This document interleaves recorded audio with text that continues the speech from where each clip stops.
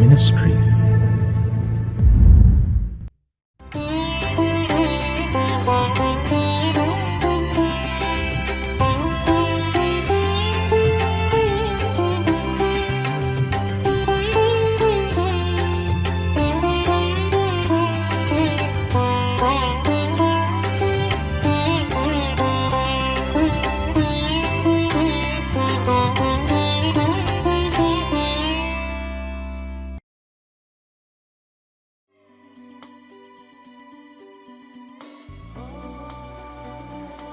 தம்மை நோக்கி கூப்பிடுகிற யாவருக்கும், உண்மையாய் தம்மை நோக்கி கூப்பிடுகிற யாவருக்கும் கர்த்தர் சமீபமாயிருக்கிறார். சங்கீதம் 145:18.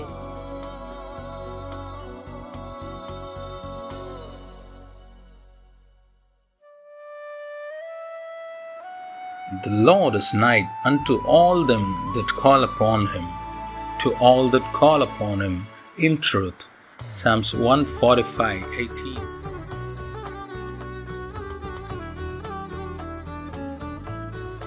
கர்த்தருடைய பரிசுத்த நாமம் மகிமைப்படுவதாக. மகிழ்ச்சிகரமான கடைசி மாதத்தில் காட் கூஸ் சீஸ் மினிஸ்ட்ரி சார்பாக உங்களை சந்திப்பதில் பெரும் மகிழ்ச்சி அடைகிறேன். இந்த ஆண்டு முழுவதும் தேவனாகிய கர்த்தர் நம்மையும் நம் குடும்பத்தையும் கிருபையால் தாங்கி நடத்தியிருக்கிறார். நம்முடைய போக்கிலும் வரத்திலும் நம்முடைய பிரயாணங்களிலும் கர்த்தர் நமக்கு துணையாயிருந்தது மாத்திரமல்ல, நம்முடைய பலவீனங்களிலே தம்முடைய வார்த்தையை அனுப்பி பலப்படுத்தியிருக்கிறார். நாம் அநேக நேரங்களிலே சோர்ந்து போய் இருந்த போதும் கர்த்தர் தம்முடைய வார்த்தையினாலே நம்மை தேற்றினார், நம்மை பலப்படுத்தினார். தேவனாகிய கர்த்தர் நம்மோடு கூட இருக்கிறார் என்பதை இதன் மூலம் அநேக நேரங்களிலே நம்மை உணர வைத்திருக்கிறார். விசேஷமாக இந்த கடைசி மாதத்திலே தேவனாகிய கர்த்தர் நிறைவான ஆசீர்வாதங்களால் நிரப்பி நம்மை ஆசீர்வதிப்பார் என்று நம்புகிறேன். கர்த்தருடைய வார்த்தையை கேளுங்கள், நம்புங்கள். கர்த்தருடைய வார்த்தை உங்கள் நடுவிலே பெரிய காரியங்களை செய்யும். தேவனிடத்திலிருந்து ஆசீர்வாதங்களை காத்திருந்து பெற்றுக்கொள்வோம். தேவனாகிய கர்த்தர் நிச்சயம் உங்களையும் உங்கள் குடும்பங்களையும் ஆசீர்வதிப்பாராக. ஆமேன்.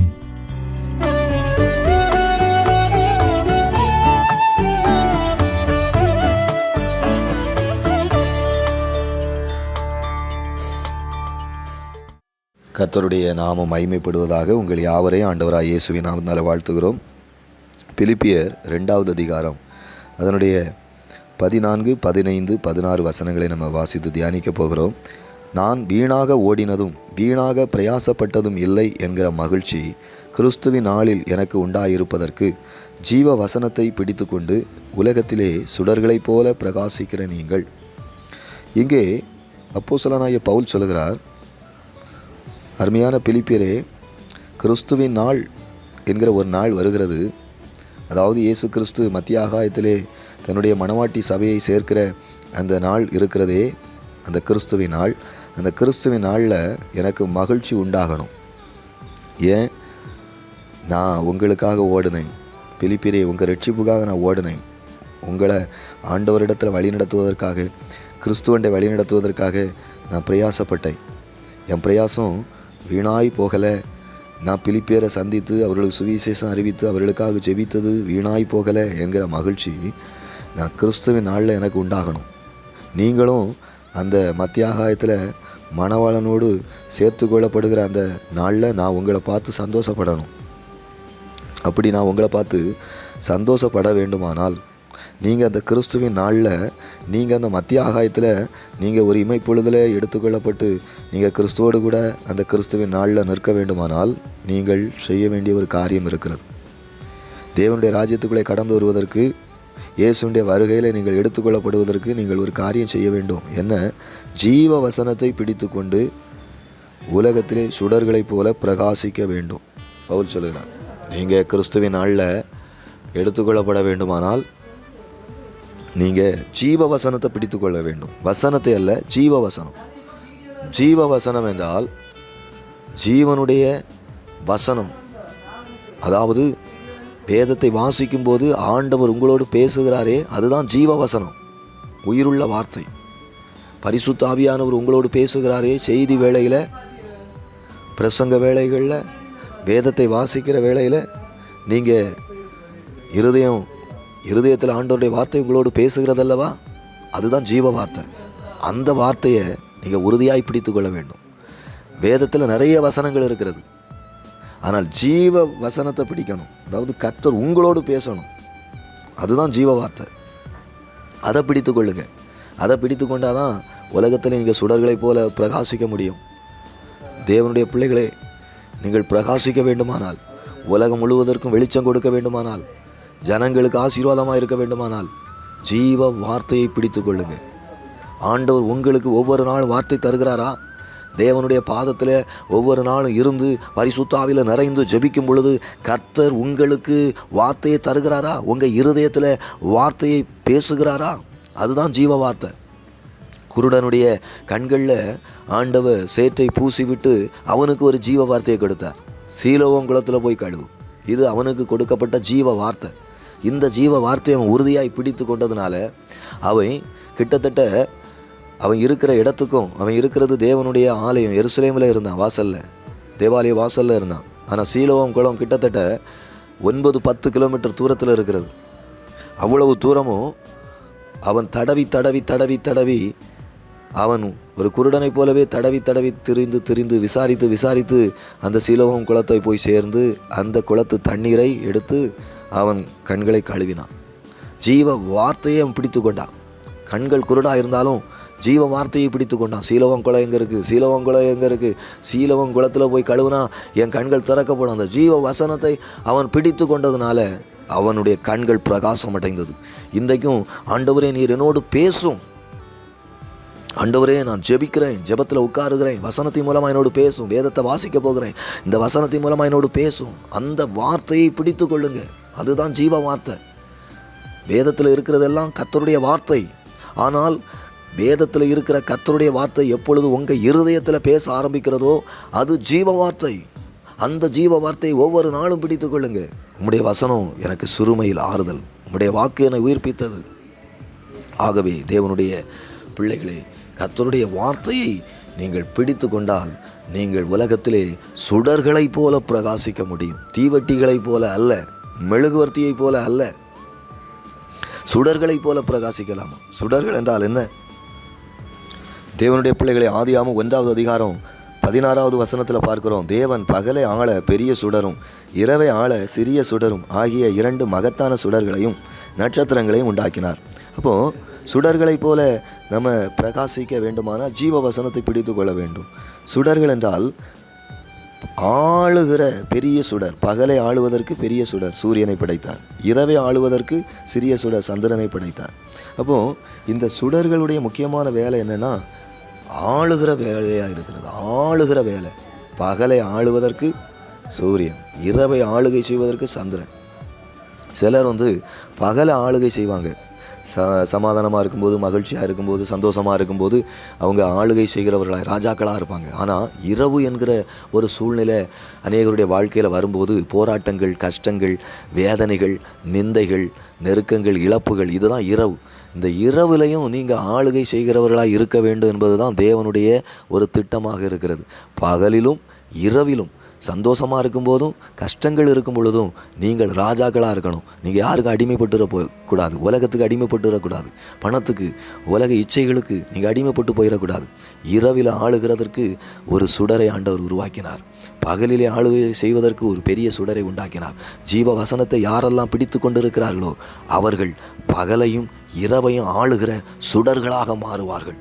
உங்களால் எல்லாரையும் ஆளுகை செய்ய முடியும், உலகத்தை ஆளுகை செய்ய முடியும், உலகத்தில் உள்ளவர்களை ஆளுகை செய்ய முடியும், சத்துருவை ஆளுகை செய்ய முடியும். உங்களை எதுவும் மேற்கொள்ள முடியாது. ஏனென்றால் தேவன் உங்களை ராஜாக்களாக, ஆசாரியர்களாக தேவன் அழைத்திருக்கிறார், அபிஷேகித்திருக்கிறார். ஆகவே தேவ பிள்ளைகளே, உங்களை ஆண்டவர் சுடர்களாக மாற்ற வேண்டுமானால், கர்த்தருடைய ராஜ்யத்துக்குள்ளே நீங்கள் கடந்து வர வேண்டுமானால் ஜீவ வார்த்தையை பிடித்து கொள்ளுங்கள். அது மாத்திரமல்ல, அந்த சுடர்களை தேவனாகிய கர்த்தர் உண்டாக்கி என்ன செய்தார் பாருங்க.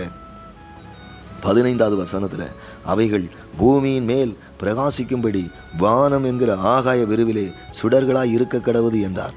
அந்த சுடர்களை எங்கே வைக்கிறார் பாருங்க, அவைகள் பூமியிலே பிரகாசிப்பதற்காக வானத்தில் வைக்கிறார். பாருங்க, சுடர்களை ஆண்டவர் வானத்தில் வைக்கிறார். பூமியில் வைக்கலை, குளத்துக்குள்ளே கொண்டு வைக்கலை, உலகத்தில் வைக்கலை, வானத்தில் வைக்கிறார். வானத்தில் இருந்தால் தான் அது உலகத்தை ஆளுகை செய்ய முடியும், உலகத்தில் உள்ளவர்களை ஆளுகை செய்ய முடியும், இரவை ஆளுகை செய்ய முடியும், பூமியை ஆளுகை செய்ய முடியும். ஆகவே தேவனுடைய பிள்ளைகளே, உங்களை ஆண்டவர் வானத்தில் வைத்திருக்கிறார், பூமியில் அல்ல, வானத்தில் ஆண்டவர் வைத்திருக்கிறார். பூமியோடு இருக்கிறவர்களால் ஆளுகை செய்ய முடியாது. பூமியில் ஒட்டி போய் இருக்கிறார்களே, உலகத்தோடு ஒட்டி போய் இருக்கிறார்களே, பண ஆசையில் ஒட்டி போய் இருக்கிறார்களே, அவர்களால் பகலையும் ஆளுகை செய்ய முடியாது, இரவையும் ஆளுகை செய்ய முடியாது, உலகத்தையும் ஆளுகை செய்ய முடியாது. அவர்கள் ஒரு அடிமைப்பட்டவர்களாய் மாறி போவார்கள். ஆனால் எந்த ஒரு மனிதன் பூமியை விட்டு ரொம்ப தூரத்தில் இருக்கிறானோ, பூமியை விட்டு வானத்தில் இருக்கிறானோ, அந்த சுடர்களைப் போல தான் தேவன் நம்மை வைத்திருக்கிறார். அந்த சுடர்களைப் போல வானத்தில் நீங்களும் நானும் இருந்தால் நிச்சயமாகவே எதுவும் நம்மை அடிமைப்படுத்த முடியாது, எந்த மந்திரவாதமும் நம்மை அடிமைப்படுத்த முடியாது. நாம் உலகத்தை விட்டு, பணத்தை விட்டு, பண ஆசையை விட்டு, மாம்சிக சுவாபங்களை விட்டு ரொம்ப தூரத்தில் வானத்தில் இருக்கிற ஒரு சூரியனை போல, வானத்தில் இருக்கிற ஒரு சந்திரனை போல நாம் உலகத்தை விட்டு ரொம்ப தூரத்தில் வானத்தில் இருப்போமே ஆனால், தேவனோடு நெருங்கி ஜீவிப்போமே ஆனால், ஆவிக்குரியவர்களாய் நம்ம ஜீவிப்போமே ஆனால், வானத்துக்குரியவர்களாய் நாம் ஜீவிப்போமே ஆனால், உலகத்தில் உள்ள எந்த அசுத்தமும் எந்த அருவருப்பும் நம்மை அடிமைப்படுத்த முடியாது, சிறைப்படுத்த முடியாது. நாமே ராஜாக்கள், நாமே ஆசாரியர்கள், நாமே உலகத்தை ஆளுகிறவர்கள், இரவை ஆளுகை செய்கிறவர்கள் என்பதை நீங்கள் மறந்து போகக்கூடாது. அது மாத்திரமல்ல தேவனுடைய பிள்ளைகளே, ஆதியாகமம் 1வது அதிகாரம் 14வது வசனத்தில் சொல்லப்பட்டிருக்கிறது, பின்பு தேவன் பகலுக்கும் இரவுக்கும் வித்தியாசம் உண்டாகத்தக்கதாக வானம் என்கிற ஆகாய விரிவிலே சுடர்கள் உண்டாக கடவது. பாருங்க, பகலுக்கும் இரவுக்கும் வித்தியாசம் உண்டாகத்தக்கதாக ஆண்டவர் அந்த வானத்தில் சுடர்களை ஆண்டவர் வைக்கிறார். வித்தியாசத்தை உண்டு பண்ணுகிறவர்கள், பகல் வேற இரவு வேற என்கிற வித்தியாசத்தை தேவனுடைய பிள்ளைகளால் தான் காட்ட முடியும். உலகத்தில் இன்றைக்கு மனிதர்கள் இதுதான் உலகம், பாவம் பரிசுத்தம் எந்த வித்தியாசமும் இல்லாமல் பாவத்தை தண்ணீரை போல பருகி கொண்டு இருக்கிறாங்க. ஆனால் தேவனுடைய பிள்ளையே, நீங்களும் நானும், யோசேப்பு அன்றைக்கு பாவத்துக்கும் பரிசுத்தத்திற்கும் வித்தியாசத்தை காண்பித்தார். போத்திபானுடைய மனைவி யோசேப்பை கட்டாயப்படுத்தின போது யோசேப்பு உதறி தள்ளிவிட்டு ஓடுகிறான். பாவத்துக்கும் பரிசுத்தத்துக்கும் வித்தியாசத்தை காட்ட வேண்டும் தேவனுடைய பிள்ளையே. நான் தேவனுடைய பிள்ளை, நான் ரட்சிக்கப்பட்ட பிள்ளை, நான் உலக மனுஷன் இல்லை, நான் உலகத்தில் உள்ள மனுஷன் அல்ல, நான் பரலோகத்துக்குரியவன், நான் வானத்துக்குரியவன். இயேசு கிறிஸ்து வித்தியாசத்தை காண்பித்தார். நீதியின் சூரியனாய் இயேசு கிறிஸ்து பகலுக்கும் இரவுக்கும் வித்தியாசத்தை காண்பித்தார். என்னுடைய ராஜ்யம் இந்த பூமிக்குரியது அல்ல, என்னுடைய ராஜ்யம் இந்த பூமிக்குரியதாக இருந்தால் உம்முடைய கைகளில் என்னை ஒப்புக்கொடாதபடி என்னுடைய தூதர்கள் போராடி இருப்பார்களே. என்னுடைய ராஜ்யம் உலகத்துக்குரியதல்ல. தேவனுடைய பிள்ளையே, நம்ம வித்தியாசத்தை காட்டணும். நான் அந்த உலகத்துக்குரியவன் இல்லை. பணத்துக்காக உலகத்துக்காக சண்டை போட்டு கொண்டு இருக்கக்கூடாது. நாம் தேவனுடைய பிள்ளைகள். நமக்கென்று ஒரு ராஜ்யம் இருக்கிறது. நம்முடைய குடியிருப்போ பரலோகத்தில் இருக்கிறது. அங்கிருந்து கர்த்தராகிய இயேசு கிறிஸ்து இரட்சகர் வர எதிர்பார்த்து கொண்டு இருக்கிறோம். அவர் வந்து தம்முடைய வல்லமையான செய்கையின்படியே இந்த அற்பமான சரீரத்தை தம்முடைய மகிமையான சரீரத்திற்கு ஒப்பாக மறுவப்படுத்துவார். ஆகவே நாம் வித்தியாசத்தை காட்டணும். நம்ம வித்தியாசத்தை காட்டணும். நான் ரட்சிக்கப்பட்டவன், நான் அபிஷேகம் பண்ணப்பட்டவன், நான் கர்த்தருக்கு பிரதிஷ்டை பண்ணப்பட்டவன். உலகத்தை என்னால் அனுபவிக்க முடியாது. உலக இச்சைகள் எனக்கு வேண்டாம். எனக்கு தேவன் போதும், எனக்கு கிறிஸ்து போதும், என் கிறிஸ்து அன்பு போதும், எனக்கு தேவனுடைய ராஜ்யம் போதும் என்று சொல்லி நாம் இரவுக்கும் பகலுக்கும் வித்தியாசத்தை காட்டுவதற்காக தான் நம்மை ஆண்டவர் சுடர்களாக வானத்திலே ஆண்டவர் பிரகாசிக்கும்படியாக வைத்திருக்கிறார். யாரெல்லாம் ஜீவ வார்த்தையை பிடித்து கொள்கிறார்களோ, யாரெல்லாம் ஒவ்வொரு நாளும் ஆவியில் நிறைந்து ஜெபித்து ஆண்டவருடைய வார்த்தையை வாசிக்கும் பொழுது கர்த்தர் தருகிற வார்த்தையை பிடித்து கொள்கிறார்களோ, அவர்களால் மட்டும்தான் வானத்தில் பிரகாசிக்க முடியும். அவர்கள் மட்டும்தான் பகலை மட்டுமல்ல இரவை ஆளுகை செய்ய முடியும். அவர்கள் மட்டும்தான் ஒளிக்கும் இருளுக்கும் வித்தியாசத்தை காட்ட முடியும். அப்படிப்பட்டவர்களாய் நாம் இருக்க வேண்டும் என்றுதான் தேவன் விரும்புகிறார். ஜெபிப்போமா. ஆண்டவரே, உம்மை ஸ்தோத்தரிக்கிறோம், துதிக்கிறோம். இந்த வசனத்தின்படி எங்களை ஆசீர்வதியும், பலப்படுத்தும். இயேசுவின் நாமத்தில் ஜெபிக்கிறோம் நல்ல பிதாவே, ஆமென், ஆமென்.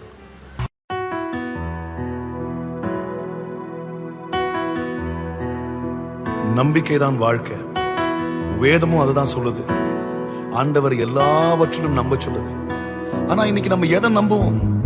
மனுஷங்க சொல்றத நம்புதா, இல்ல ஆண்டவர் சொல்றத நம்புறதா? ஆண்டவர் சொல்றத கண்ணால பார்க்க முடியல, எப்படி நம்புவோம்? வசனம் சொல்லுது, ஆபிரகாம் அவன் தகப்பனாவான் என்று நம்புவதற்கு ஒன்றுமே இல்லை என்றாலும் அவன் தேவனை விசுவாசித்தான், ஆண்டவரும் அதை செய்து முடித்தார். இன்றைக்கும் நம்ம வாழ்க்கையில் இதெல்லாம் நடக்கும் என்ற அறிகுறி ஒன்றும் இல்லை என்றாலும் நம்புவோம். தேவன் அதை நமக்காக செய்து முடிப்பார். நான் நிற்கும் நிலை குலைந்து அழிந்தாலும் என் நம்பிக்கையின் அஸ்திவாரம் அசைந்தாலும் நான் நிற்கும் பூமி நிலை குலைந்து அழிந்தாலும் என் நம்பிக்கையின் அஸ்திவாரம் அசைந்தாலும் நான் நம்புவதற்கு ஒன்றும் இல்லை என்றாலும் நம்புவேன் என்னை ஒருவரை. நான் நம்புவதற்கு ஒன்றும் இல்லை என்றாலும் நம்புவேன் என்னை ஒருவரை. நம்புவேன் என்னை ஒருவரை. நம்புவேன் என்னை ஒருவரை. நம்புவேன் என்னை ஒருவரை. நம்புவேன் என்னை ஒருவரை. போகும் பாதையெல்லாம் காரில் சூழ்ந்திருக்கு. எங்க திரும்பினாலும் அடைக்கப்பட்ட கதவுகள். சில நேரங்கள்ல தீயில நடக்கிற மாதிரி இருக்கு, தண்ணியில மூழ்கிற மாதிரி இருக்கு. மனுஷங்க நம்ம தலை மேல நடந்து போறாங்க. நடக்கும் என்று நினைத்தது முடிந்து போய்விட்டது. எல்லாம் முடிஞ்சதுன்னு நினைக்கும் போது ஆண்டவர் ஒரு புதிய ஆரம்பத்தை கொடுத்து மறுவாழ்வை தருகிறார். என் பாதை எல்லாம் அந்தகாரம் சூழ்ந்தாலும் வாழ்க்கை முடிந்தது, மறுவாழ்வு இல்லை என்றாலும் என் பாதை எல்லாம் அந்தகாரம் சூழ்ந்தாலும் வாழ்க்கை முடிந்தது, மறுவாழ்வு இல்லை என்றாலும் என்னை தேற்றுவதற்கு யாரும் இல்லை என்றாலும் நம்புவேன் என் இயேசு ஒருவரை. என்னை தேற்றுவதற்கு யாரும் இல்லை என்றாலும் நம்புவேன் என் இயேசு ஒருவரை. நம்புவேன் என் இயேசு ஒருவரை. நம்புவேன் என் இயேசு ஒருவரை. நம்புவேன் என் இயேசு ஒருவரை. நம்புவேன் என் இயேசு ஒருவரை.